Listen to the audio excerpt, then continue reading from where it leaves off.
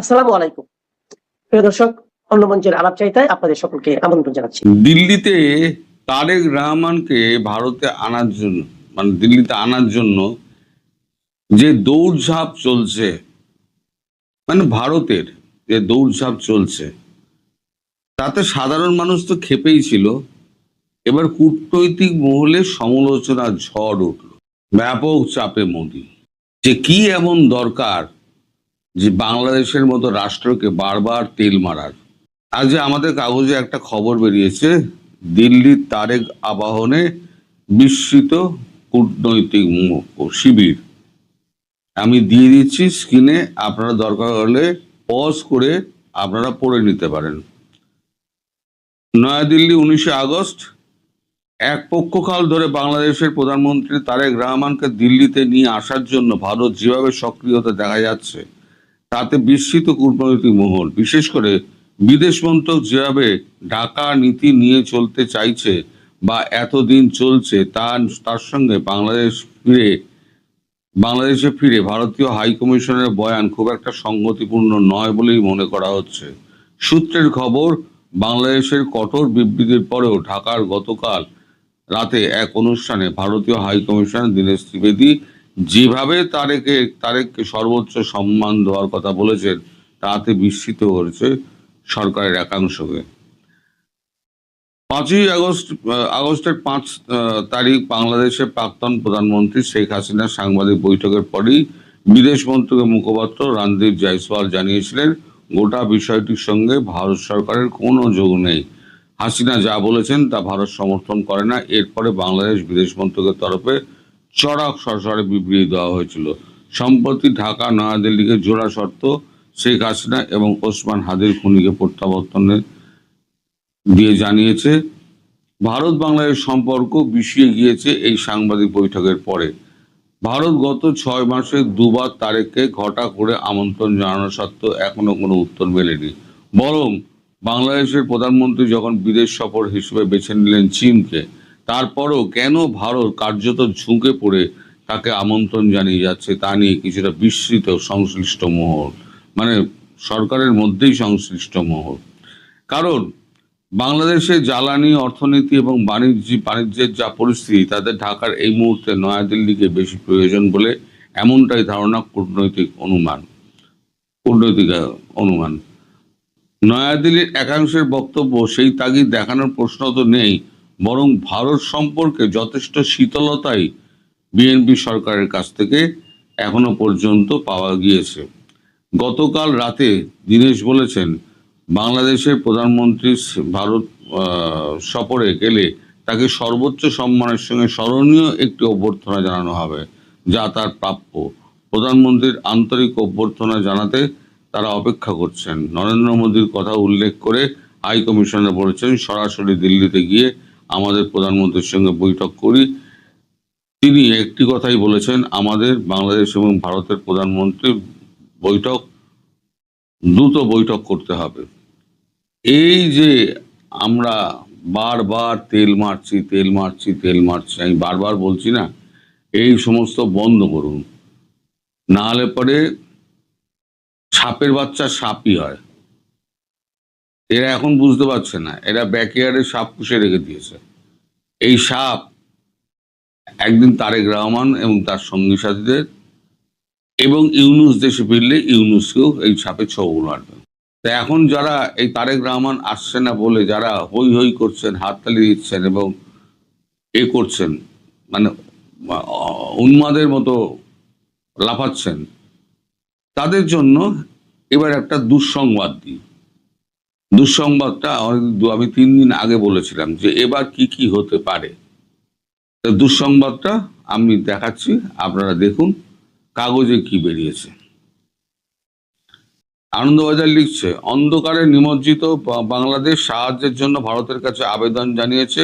পররাষ্ট্র মন্ত্রণালয় বলছে, আমরা আমাদের চাহিদা মেটাচ্ছি। যেটা আমি ঠিক বলেছিলাম যে আমাদের দেশীয় চাহিদা, অন্তর্দেশীয় চাহিদা মিটিয়ে যদি সম্ভব হয় তাহলে পরে আমরা দেব। এটা তার প্রথম উদ্যোগ, পেট্রোলিয়াম দিয়ে। পেট্রোলিয়াম, গ্যাস কিছুই আপনারা পাবেন না। তা লেখা হচ্ছে, বাংলাদেশের বিদ্যুৎ সংকট। পররাষ্ট্র মন্ত্রণালয়ের মুখপাত্র রণদীপ জয়সওয়াল বলেছেন, ভারত বাংলাদেশের প্রয়োজন মাথায় রেখে দাবি বিবেচনা করছে। এই বিবেচনা কথাটা না, এটা অদ্ভুত রকমের একটা মানে রয়েছে। মানে এই বিবেচনা যেমন শেখ হাসিনার প্রত্যাবর্তন নিয়ে বিবেচনা হচ্ছে না, প্রত্যর্পণ নিয়ে যে বিবেচনা হচ্ছে না, ওই রকম বিবেচনা হবে আর কি। এই বিবেচনা মানে কোনোদিন তার অন্তিম দিশা পাবে না। তা এখন এই যে দুটো খবর, এই দুটো খবর কিন্তু পরিষ্কার বুঝিয়ে দিচ্ছে যে ভারত এবার সমালোচনার মুখে পড়ে, ঘরোয়া সমালোচনার মুখে। ঘরোয়া বলতে কি, ঘরোয়া কূটনীতিক যারা, অর্থমন্ত্রক, বিদেশ মন্ত্রক, তারপর আপনার কি বলে আরো যে সমস্ত মন্ত্রক, স্বরাষ্ট্র মন্ত্রক, তারা রীতিমতো বিরক্ত। মোদির এই সহনশীলতায় তারা বিরক্ত। তারা বলছে এবার বন্ধ করো, যেটা আমি বারবার বলে থাকি যে বন্ধ করো, এটা কোনো দরকার নেই, এটা কুত্তার লেজ, তুমি হাজার দিয়েও এদেরকে কিছু করতে পারবে না। তার জন্য আমি বলেছিলাম যে এবার বন্ধ হবে, কারণ পরপর ছাড় খাওয়ার পর দেশের মধ্যে যে মানে এটা তৈরি হচ্ছে, আবেগটা তৈরি হচ্ছে, সেই আবেগের মূল্য কিন্তু মোদী সরকারকে দিতে হবে। আর যদি না দেয় তাহলে মোদী সরকার 2029-এ কিন্তু গতি পাল্টে যাবে।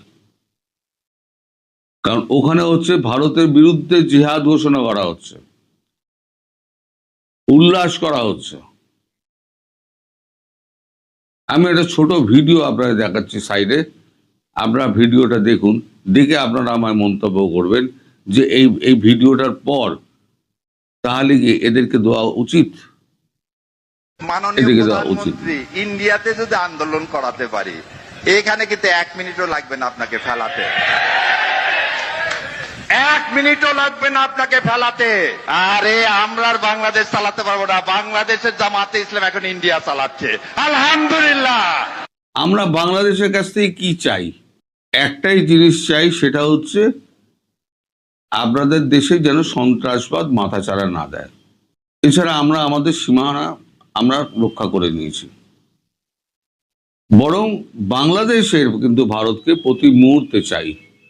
এই প্রতি মুহূর্তে চাওয়া অবস্থাতে যখন ভারত জানে যে আমাদের ছাড়া চলবে না, অন্য কোথাও থেকে আনার কোনো রকম সুবিধে নেই, তখন কেন ভারতবর্ষের প্রধানমন্ত্রী নরেন্দ্র মোদী একেবারে মাথা নিচু করে তার সামনে পারলে প্রণাম, কি বলে, ভূমিষ্ঠ হয়ে প্রণাম করে তারেক রহমানকে? কেন রে ভাই? তারেক রহমানের কাছ থেকে আমরা কি পাবো? একটা ছুঁচো তো তৈরি করে না। আপনি কি বলছেন? আপনি বলেছেন যে আপনি ট্রান্সশিপমেন্ট খুলে দেবেন, যেগুলো আমি বলেছিলাম, আপনি অবাধ ভিসা করে দেবেন, আরো কি কি আপনি বলেছিলেন, আমার ঠিক এই মুহূর্তে মনে নেই, 3-4 দিন আগের ভিডিওতে আমি বলেছি এইগুলো। এই লোভগুলো, এই অফারগুলো দেওয়ার তো কোনো দরকার নেই। শেষ করুন না, সম্পর্কটা শেষ করুন। যখন চারদিক দিয়ে যখন আপনি ঘিরছেন, গতকালের বৈঠকটা যেটা হয়েছে সেটা সম্পূর্ণ আপনাদের বলিনি, বলতে পারবো না। যখন ঘিরছেন তখন আবার ডাবল প্লে করছেন কেন?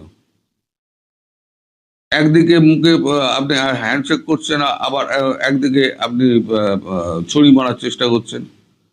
ছুরি মারবেন তো প্রকাশ্যে ছুরি মারুন, কেউ কিছু বলার নেই। প্রত্যেকটা দেশ দেখুন, আমেরিকা এসে ইরানকে এসে মেরে চলে গেল, রাশিয়া একতরফা আক্রমণ করে যাচ্ছে, আমেরিকা মাদুরোকে নিয়ে তুলে এলো। কে কি বলেছে? এই যে ইরান পরপর আমাদের আমাদের জাহাজে মিসাইল মারলো, আমরা একটা প্রতিবাদ করিনি তো। কিসের এত সহনশীলতা? ভারতবর্ষের মানুষের সহনশীলতার একটা শেষ আছে, এটা মোদিজিকে বুঝতে হবে। যদি মোদিজি না বোঝেন তাহলে কিন্তু 2029-এ কিন্তু মোদিজি পাল্টি খাবেন, কারণ কংগ্রেসের উপর মানুষের আস্থা বাড়বে। সুতরাং এখন মোদিজিকে অনেক সাবধান হতে হবে। আপনারা সবাই ভালো থাকবেন। সুপ্রিয় সুধী, যে যেখান থেকে দেখছেন সবাইকে অনেক অনেক প্রীতি ও শুভেচ্ছা। আজকে যে বিষয়টি নিয়ে কথা বলবো সেটি হচ্ছে বাংলাদেশ এবং ভারত এই দুটি প্রতিবেশী রাষ্ট্রের সম্পর্ক কোথায় গিয়ে দাঁড়িয়েছে এবং ভবিষ্যতে এই সম্পর্কটি বাংলাদেশের অর্থনীতির উপরে এবং ভারতের অর্থনীতির উপরে কী প্রভাব ফেলতে পারে তা নিয়ে একটি আলোকপাত করতে চাই। দেখেন, বাংলাদেশে 2024 সালের 5 আগস্ট একটি জঙ্গি হামলার পর, একটি জঙ্গি আক্রমণের পর, যেটা স্পন্সর করেছে আমেরিকা আর যেটাকে এক্সিকিউটের দায়িত্ব নিয়েছিল জঙ্গিরা এবং সাপোর্ট দিয়েছিল বাংলাদেশের সেনাবাহিনী। তো এই তিনটি যৌথ প্রযোজনা, জঙ্গি, বাংলাদেশ সেনাবাহিনী এবং আমেরিকার অর্থায়ন, আর এগুলাকে সমন্বয় যিনি করেছেন, যারা করেছেন তারা হচ্ছে বাংলাদেশের কিছু এনজিও। তো তারা সমন্বয় করে বাংলাদেশে একটি অভ্যুত্থান হলো, যে অভ্যুত্থানটির পিছনে কারিগররা হলো মৌলবাদী জঙ্গিবাদী শক্তি। এই শক্তি ক্ষমতার প্রতিভূ হিসেবে যাকে ক্ষমতায় বসালেন তিনি হলেন নোবেল ইউনুস, মোহাম্মদ ইউনুস। বাংলাদেশের মানুষের মধ্যে, অনেক মানুষের মধ্যে এক ধরনের একটা হাহাকার ছিল যে ডক্টর ইউনুস যদি একবার ক্ষমতায় আসতো তাহলে বাংলাদেশ নামক এই ছোট্ট দেশটি মনে হয় ধনী রাষ্ট্রে পরিণত হতো। কিন্তু দেখা গেল মানুষের এই আকাঙ্ক্ষা পূরণের একটা সুযোগ যখন তার হাতে আসলো তখন তিনি দেশটাকে ডিভাইড করে ফেললেন, জঙ্গিবাদকে সামনে নিয়ে আসলেন এবং তার ব্যক্তিগত জীবনের যে অর্জন সেই অর্জনগুলোকে গুরুত্ব দিলেন। এর ফলে বাংলাদেশ একটি দীর্ঘমেয়াদী সমস্যায় পতিত হলেন।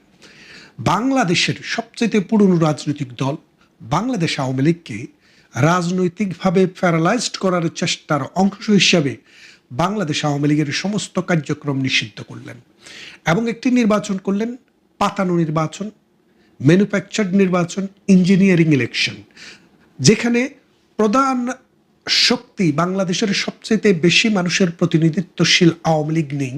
সেটিকে নির্বাচন বলাটা অযৌক্তিক, বরং সিলেকশনের মাধ্যমে একটি রাজনৈতিক দলের হাতে ক্ষমতা দিয়ে গেলেন। তো এর ফলে ভারতের সাথে বাংলাদেশের একটা দূরত্ব তৈরি হয়। দুইটা কারণ। প্রথমত, যখন জঙ্গি হামলা শুরু হয় বাংলাদেশে তখন বাংলাদেশের প্রধানমন্ত্রী ভারতে আশ্রয় গ্রহণ করেন। এটা কিন্তু প্রধানমন্ত্রী শেখ হাসিনার জন্য প্রথম ভারতে আশ্রয় গ্রহণ নয়। তার পিতাকে যখন 1975 সালে মৌলবাদী পাকিস্তানি গোষ্ঠীর মদতপুষ্ট একদল সেনা আমেরিকার অর্থায়নে এবং আমেরিকার তত্ত্বাবধানে যখন হত্যা করে তখনও এই প্রধানমন্ত্রী শেখ হাসিনা জার্মানি থেকে বহু দেশ ঘুরে ভারতেই কিন্তু আশ্রয় নিয়েছিলেন। সুতরাং এই আশ্রয়স্থলটি শেখ হাসিনার জন্য নতুন নয়, এটি পুরনো। এবং এই বাংলাদেশের জন্মের সাথে ভারতের সম্পর্ক ছিল 75 পরবর্তী সময়ে আবার অসাম্প্রদায়িক চেতনার হাতে ক্ষমতাটি যাক, সেই ক্ষেত্রেও ভারতের অনেক ভূমিকা ছিল। আজকের দিনেও এই অসাম্প্রদায়িক চেতনা বাংলার জমিনে আবার প্রতিষ্ঠা হবে, সেই জন্য ভারতের অবশ্যই ভূমিকা থাকতে হবে এবং থাকবে। আমেরিকার ভূমিকা থাকবে জঙ্গিবাদের উত্থানে আর ভারতের ভূমিকা থাকবে জঙ্গিবাদের পতনে।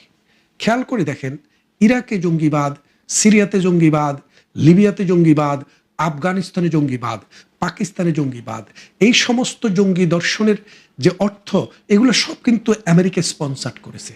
আমেরিকার কারণেই কিন্তু পৃথিবীতে এই জঙ্গিবাদের বিকাশ হয়। আর এটা যেতে যেতে যখন ফ্র্যাঙ্কস্টাইনের দত্তের মতো হয়ে যায় তখন আমেরিকা সেখানে এসে যুদ্ধে অংশগ্রহণ করে এবং সেই দেশটিকে ধ্বংস করে। এখন আমি যে কথাটি বলছিলাম যে ভারত ও বাংলাদেশ সম্পর্ক, খেয়াল করে দেখেন ইউনুসের জামানায় ভারতের মানচিত্রকে ব্যঙ্গ করে বাংলাদেশে ভারতের কিছু অংশকে নিয়ে আসার চেষ্টা করেছে। ইউনুস ভারতের যে 7টি স্টেট রয়েছে বাংলাদেশের 3 পাশ ঘিরে, সেগুলাতে ব্যবসা বাণিজ্যের কথা, সম্প্রসারণের কথা চিন্তা করেছে ভারতকে বাদ দিয়ে। এবং বাংলাদেশে যে জঙ্গিরা, এরা বরাবরই ভারতকে হুমকি দিয়ে আসছে।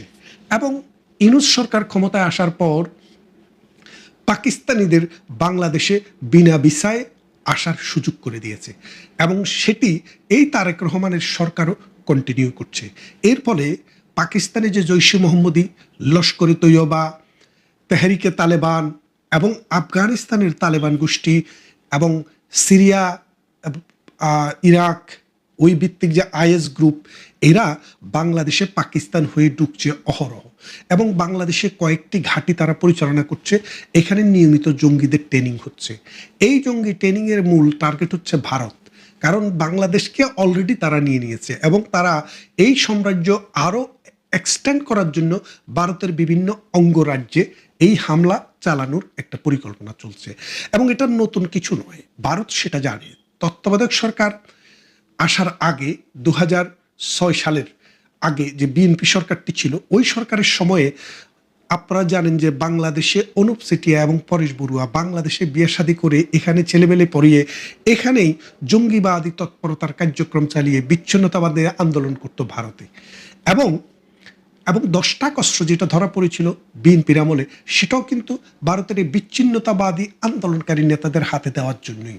যার কারণে ভারত বুঝেছে যে এই বাংলাদেশে বিএনপি সরকার বা জামাতের সরকার বা 4 দলীয় জোট সরকার মানে হচ্ছে জঙ্গিবাদের আস্তানা। এই জন্য তারা সবসময় খুব টেকনিক্যালি প্লে করেছে। কিন্তু এবার যখন বিএনপি সরকার ক্ষমতায় আসে, ভারত ভেবেছিল যে এই জঙ্গিবাদকে পরাহত করতে হলে, এই জঙ্গিবাদকে পরাজিত করতে হলে এই দেশে যে অসাম্প্রদায়িক চেতনার শক্তি, তাকে রাজনীতিতে ফিরিয়ে আনতে হবে। সেই জন্য অনেক দেন দরবার হয়েছে। তারা বলেছে আমরা ইনক্লুসিভ রাজনীতি চাই, অর্থাৎ সমস্ত দলের অংশগ্রহণের রাজনীতি চাই, যেমনটা তারা আগেও বলতো।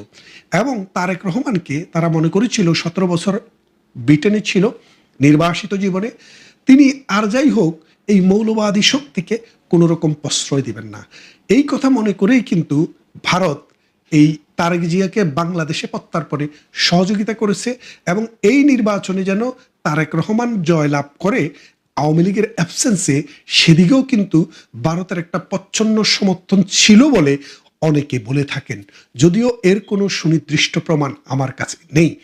তো এই ভারতের চাওয়া বা ভারতের পাওয়া, সেটার চাইতে বড় কথা হলো তারেক রহমান বাংলাদেশের ক্ষমতায় আসে। আসার পর 2 মাসের মাথায় 3 মাসের মাথায় তিনি বাংলাদেশ আওয়ামী লীগকে কার্যক্রম নিষিদ্ধ করে যেই প্রজ্ঞাপনটি জারি করা হয়, সেই প্রজ্ঞাপনটি তিনি আইন আকারে পরিণত করেন। তার মানেটা খেয়াল করে দেখেন যে বাংলাদেশ আওয়ামী লীগ এখন রাজনীতি করতে পারছে না। কার কারণে? তারেক জিয়ার কারণে। কারণ ডক্টর ইউনূসের সময় ছিল 60 দিন, 60 দিনের বেশি তার ক্ষমতা থেকে যাওয়ার পরে এটা আর কার্যকর থাকার কথা না, কিন্তু তারেক জিয়া সেটাকে প্রলং করলেন।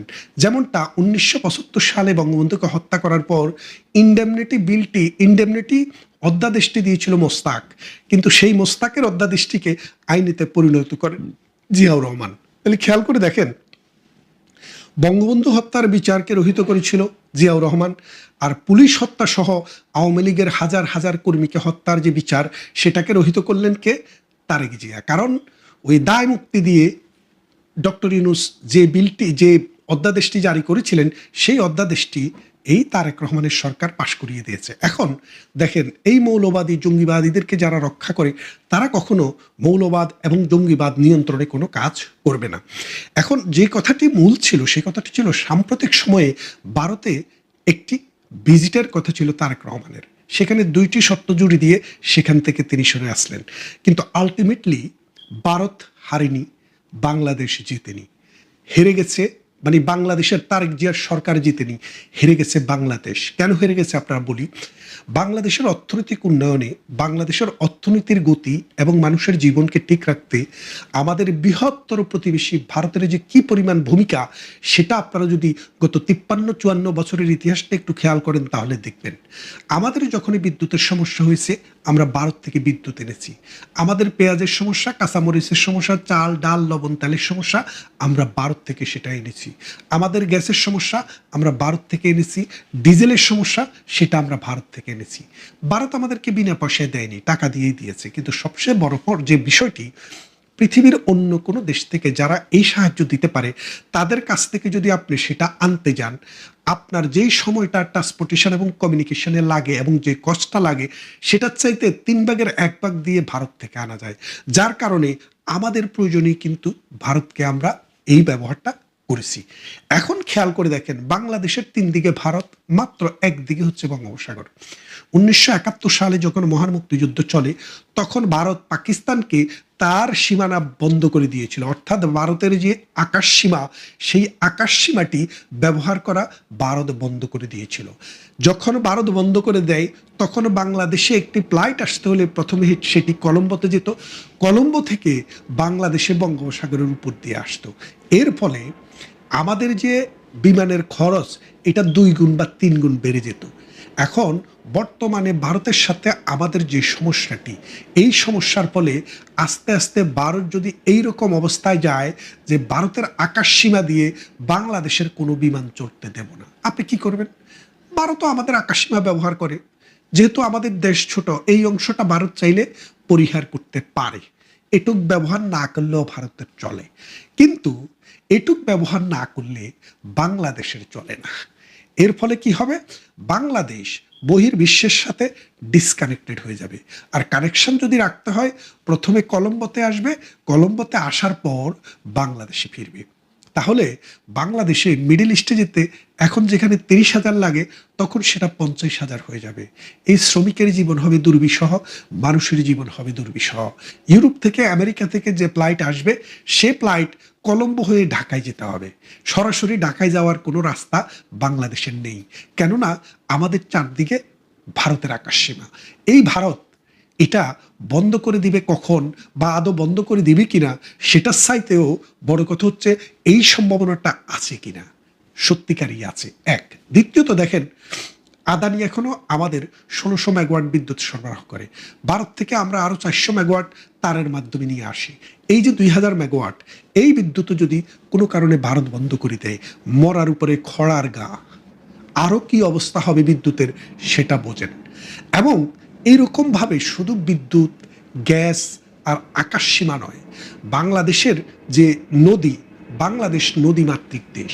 নদীমাতৃক মানে নদী হচ্ছে বাংলাদেশের মা, আর নদীর মা হচ্ছে ভারত। আমাদের 54টি নদীর উৎপত্তিস্থল হচ্ছে ভারত। এই ভারত অথবা কোনোটা চায় না, কিন্তু ভারত দিয়ে এসছে। প্রতিনিয়ত ভারতের অর্থনৈতিক সক্ষমতা বাড়ছে এবং ভারতের প্রয়োজনেই তাদের মিঠা পানির ব্যবহার বাড়ছে। তারা যদি এই পানি ডাইভার্ট করা শুরু করে, বাংলাদেশ এই নদীমাতৃক দেশের স্ট্যাটাসটা হারায় ফেলবে। বিশেষ করে শুষ্ক মৌসুমে, যখন পানিটা আমাদের সোনার চেয়েও দামি, ওই শুষ্ক মৌসুমে যদি পানি না আসে, তাহলে এই বাংলাদেশ ড্রাই আপ হতে হতে এই 18 কোটি মানুষ তো দূরের কথা, 10 কোটি মানুষকে খাওয়াবার সামর্থ্য বাংলাদেশের থাকবে না। তাই বাংলাদেশকে এখন বুঝতে হবে, ভারতকে কি শত্রু রাষ্ট্রের কাতারে ফেলবেন না বন্ধু রাষ্ট্রের কাতারে ফেলবেন। শুধু কি তাই, গঙ্গার যে পানি চুক্তি, এই বছর সেটি শেষ হয়ে যাচ্ছে।